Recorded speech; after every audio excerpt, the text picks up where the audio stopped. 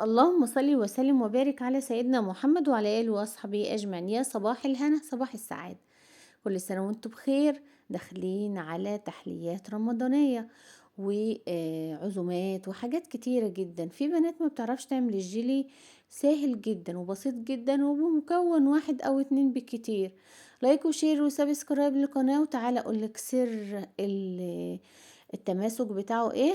ولا جبنا عليه جيلاتين ولا جبنا عليه اي حاجة. بسم الله ما شاء الله، وبألف هنا وشفا لكل اللي كال وهيعمل وهياكل. ويلا نشوف احنا هنعمله ازاي.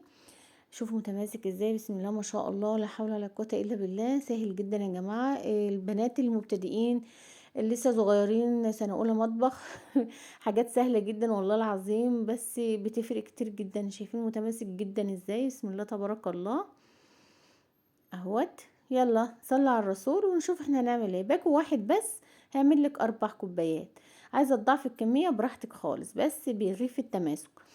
زي ما انت شايفه معايا هنا كده، انا عندي باكو واحد من دريم، اللي هو الجيلي العادي خالص، اي نكهه انت عايزاها. طعم الاناناس، طعم الفراوله، طعم ان شاء الله يا رب تجيبي حتى طعم البطيخ اللي انت عايزاه. المهم تجيبي بقى مضرب وبولة معاكي. وبعد كده هنعمل ايه؟ عندي هنا كوباية مية سخنة وكوباية مية باردة عليها تلج، وهنفضي محتويات الباكو زي ما انت شايفة معايا. ضعف الكمية تضعفي السايل. عندي هنا نص كوباية من السكر، وطبعا السكر على حسب الرغبة يعني. عندي هنا المية السخنة هصبها او نسكبها من الكتل. انا كنت مسخناها او غلياها تماما علشان السكر والجيلاتين اللي في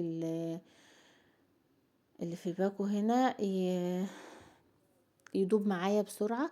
هتقلبي بقى لحد كده ايه ما تحسي ان هو داب تماما تماما او عمل رغاوي. ورغم ان هو يعمل رغاوي خلاص كده كل حاجة زابت معاكي او دابت معاكي في المية السخنة زي ما انت شايفة معايا هنا كده. اللهم صل وبارك على سيدنا محمد.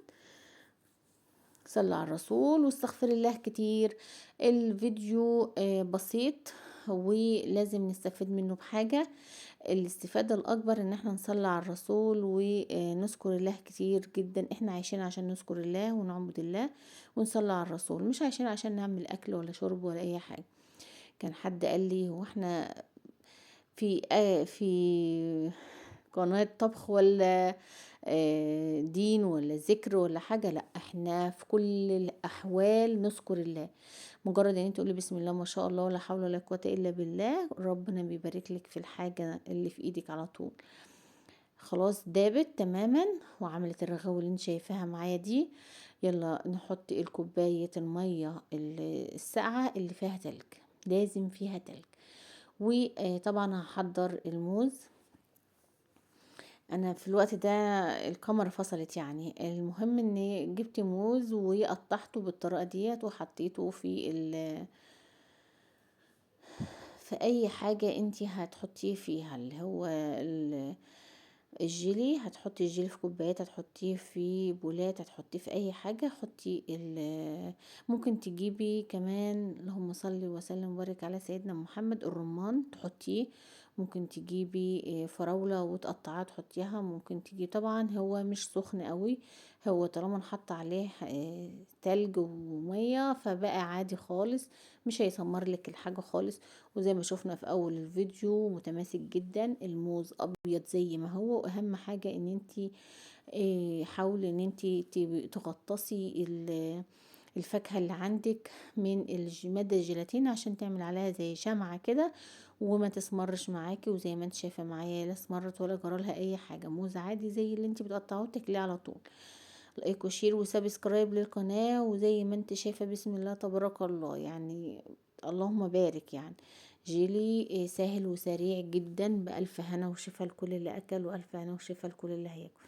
عايزة أقولك إن هو جميل جدا وطعمه حلو والسكر مناسب جدا. أشوفكم في فيديو جديد. ما تنسونيش في الدعاء، دعوة حلوة من قلبكم ليا. بحبكم كتير جدا، وبجد انا بتأخر عليكم في فيديوهات بس غصب عني. انتوا عارفين الدراسة وعارفين الشغل وعارفين الحياة، وربنا يا رب يصلح حالنا وحالكم ويبارك لنا في أولادنا يا رب العالمين، ويعين كل إنسان وكل مخلوق على وجه الأرض على لقمة عيشه يا رب العالمين. أشوفكم في فيديو جديد، وما تنسونيش تتابعيني مني.